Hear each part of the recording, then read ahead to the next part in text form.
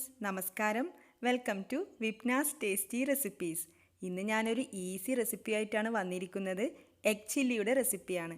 ആർക്ക് വേണമെങ്കിലും പെട്ടെന്ന് തയ്യാറാക്കി എടുക്കാം. കുട്ടികൾക്കും കുക്കിംഗ് പഠിച്ചു വരുന്നവർക്കും ഒക്കെ തയ്യാറാക്കി എടുക്കാൻ പറ്റിയ ഒരു 10 മിനിറ്റ് കൊണ്ട് തയ്യാറാക്കി എടുക്കാൻ പറ്റിയ ഒരു റെസിപ്പിയാണ്. ഇതെങ്ങനെയാണ് റെഡിയാക്കുന്നതെന്ന് നോക്കാം. എഗ് ചില്ലിക്ക് വേണ്ട ഇൻഗ്രീഡിയൻസ് എന്തൊക്കെയാണെന്ന് നോക്കാം. 4 മുട്ട, ഒരു നുള്ളി ഉപ്പ് ചേർത്തിട്ട് അടിച്ച് വെച്ചിട്ടുണ്ട്. ഒരു സവാള ഇതേപോലെ കട്ട് ചെയ്ത് വെച്ചിട്ടുണ്ട്. ഒരു ക്യാപ്സിക്കം, 2 പച്ചമുളക്, 2 വെളുത്തുള്ളി, രണ്ടും ചെറുതായിട്ട് കട്ട് ചെയ്തിട്ടുണ്ട്. Red chilli sauce, tomato sauce, കുരുമുളക് പൊടി. ഇത്രയും ഇൻഗ്രീഡിയൻസ് ആണ് വേണ്ടുന്നത്. ആദ്യമായിട്ട് മുട്ട ചിക്കി പൊരിച്ചെടുക്കണം. അതിന് വേണ്ടിയിട്ട് 1 ടേബിൾ സ്പൂൺ ഓയിൽ ഒഴിച്ച് ചൂടാകുമ്പോൾ മുട്ട അടിച്ചത് അതിലേക്ക് ഒഴിച്ചു കൊടുക്കാം.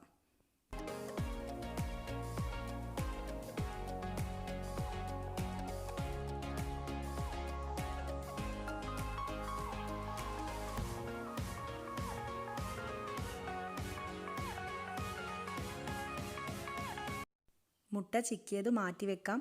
പിന്നീട് ഓയിൽ ഒഴിച്ച് അതിലേക്ക് പച്ചമുളകും വെളുത്തുള്ളിയും സവാളയും ക്യാപ്സിക്കവും ഒക്കെ ഇട്ട് നന്നായിട്ട് വഴറ്റി കൊടുക്കാം.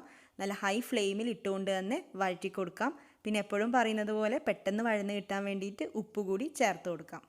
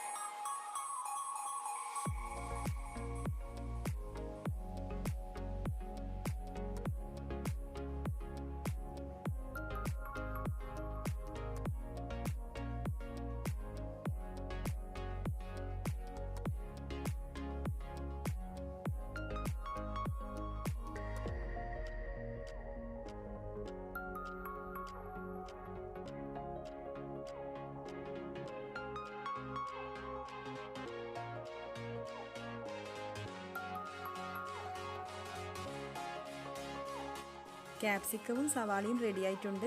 ഇനി സോസുകളും കുരുമുളക് പൊടിയും ചേർത്ത് കൊടുക്കാം. അതിന് വേണ്ടിയിട്ട് 1 ടീസ്പൂൺ കുരുമുളക് പൊടിയും 1 ടേബിൾ സ്പൂൺ ടൊമാറ്റോ സോസും 1 ടേബിൾ സ്പൂൺ റെഡ് ചില്ലി സോസും ചേർത്തിട്ട് 1 മിനിറ്റ് മിക്സ് ചെയ്ത് കൊടുക്കാം. അതിനുശേഷം തയ്യാറാക്കി വെച്ച മുട്ട അതിലേക്ക് ചേർത്തിട്ട് വഴറ്റി കൊടുക്കാം. മുട്ട ചേർത്ത് കഴിഞ്ഞാൽ ഉപ്പ് പാകമാണോ എന്ന് നോക്കാം. ആവശ്യമുണ്ടെങ്കിൽ കുറച്ച് ഉപ്പ് ചേർത്ത് കൊടുക്കാം.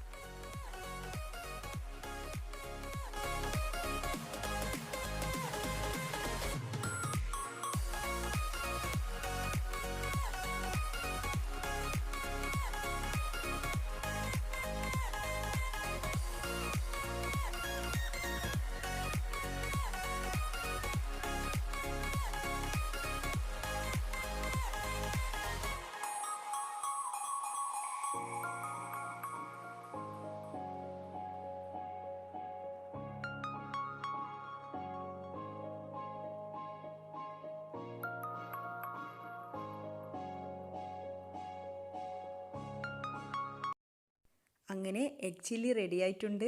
ഈസി റെസിപ്പി അല്ലേ? ചെറിയൊരു വീഡിയോ ആണ്. അപ്പോൾ പെട്ടെന്ന് കണ്ടിട്ട് പെട്ടെന്ന് തന്നെ പോയിട്ട് റെഡിയാക്കിക്കോളൂ. ഇത് റൈസിൻ്റെ കൂടെ മാത്രമല്ല, ചപ്പാത്തിയുടെയും ബ്രെഡിൻ്റെ ഒക്കെ ഉള്ളിൽ ഫില്ലിംഗ് ആയിട്ടും യൂസ് ചെയ്യാം. അപ്പോൾ ഇതേപോലെയുള്ള ടേസ്റ്റി ആയിട്ടുള്ള ഈസി ആയിട്ടുള്ള വേറൊരു റെസിപ്പിയുമായിട്ട് അടുത്ത വീഡിയോയിൽ കാണാം.